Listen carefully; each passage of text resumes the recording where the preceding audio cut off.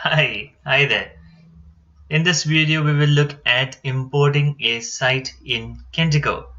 We'll be using Kentico's Xperience product, which is their digital experience platform. My name is Claire D'Souza. I'm a software developer by profession, and I've been working with Kentico applications since a couple of years now.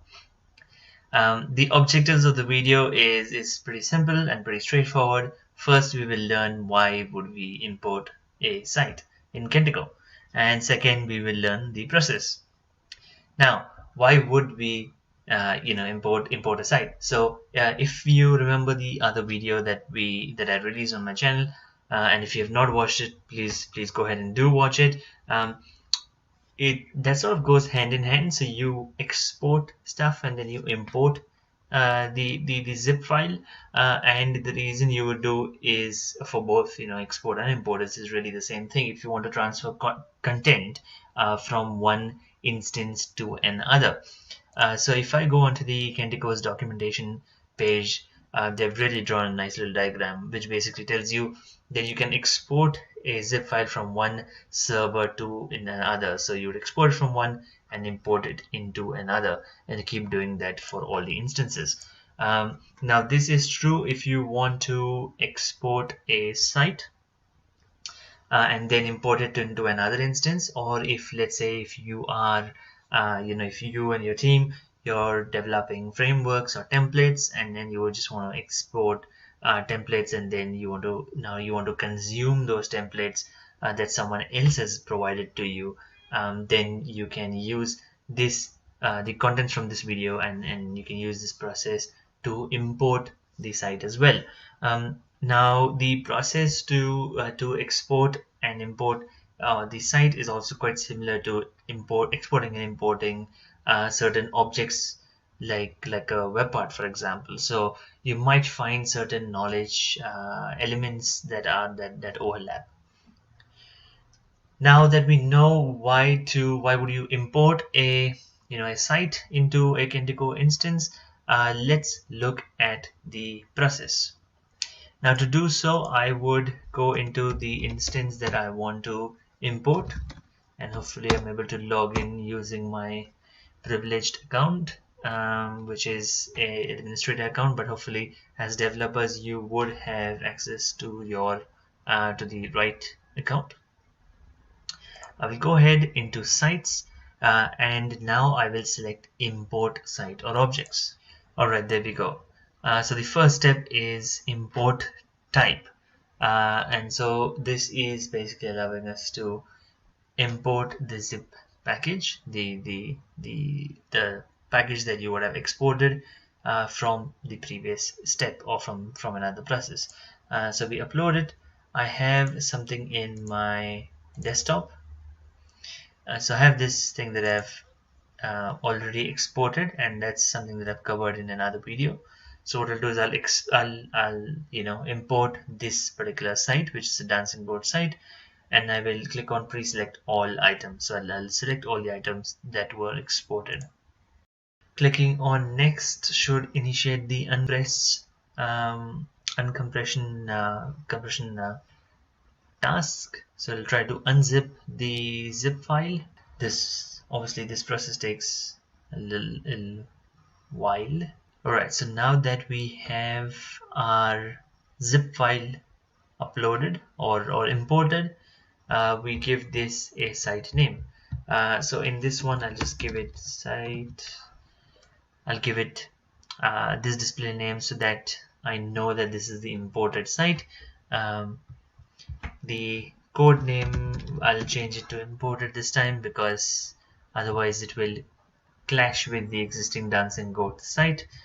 For the domain name, so this is where you need to be careful. You can't use the same domain name, because obviously this dancing goat site is on 661. So instead, what I will do is head over to IIS, and from the list of domain names, so I have used 661 and the other two sites for that are currently running. but I've already created 771, and no other site is actually using 771. So what I'll do is I'll use that for the domain name, and this process you can obviously so what we're currently doing is importing a brand new site. So there'll be another new site that'll be created, but you can import objects into an existing site as well. So this is where sort of the paths change, and if you're importing new web parts, new widgets, then you'll probably want to do it, probably want to import it into an existing site that you might already have. But in this case, let's select the import a new site. So this will actually create a new site in the background. And for the contents of the package, the object selection process, will leave everything as it is, because that's how the recommended settings are usually always checked. And just like we looked at in the export process, if you don't want something, you can go ahead, click on it, and then uncheck that that component. But of course, when unchecking the components, make sure there's no other dependencies to it. So if there is a web part that you have unchecked during the import process, and there's a page that uses that web part, then you might land into errors, you might get into errors. So let's keep everything as it is and click on next to begin our import process. It will start importing different objects. Alright, so all the files were imported. We did get a warning message, which we will look at, but let's click on the finish button otherwise and open this in a new tab.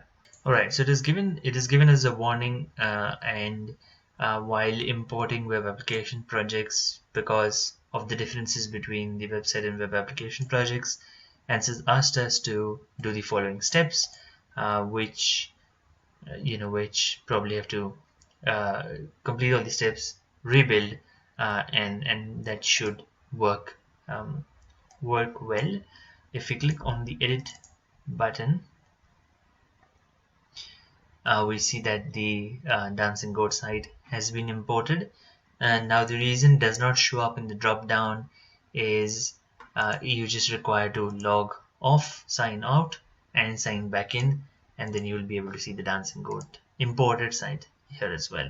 But overall, the content has been imported into the site, and because of obviously we are also importing two dancing goat sites into the same instance, we probably have to make sure that we follow the process so that we make sure that our site runs correctly. Now the documentation page, the documentation site talks about versions. So when you export and import Kentico sites from one version to another, the recommended is using the same version. So let's say in this case we're using version 12.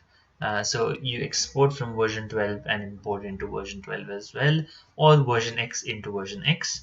But in terms of backward compatibility, if you're importing into version X, then you should have only exported it from the previous version, so that's X-1. But if you are on currently version X, you cannot export it from version X-2. So that's not compatible. So it's just one previous version. And in terms of forward compatibility, if you are on version X, you cannot import a site from a newer version. So if you export a site from X+1, you can't import it into an older version. Now, if you have any questions, please feel free to post it in the comments below, and I will get to answering as many questions as I can. Otherwise, like any other YouTube video, you know the drill. Subscribe to the channel so that you're notified of any new future videos. And if you like the contents of the video, give it a thumbs up and share it with your friends and family. Alright, thanks for watching this video. Take care. Bye bye.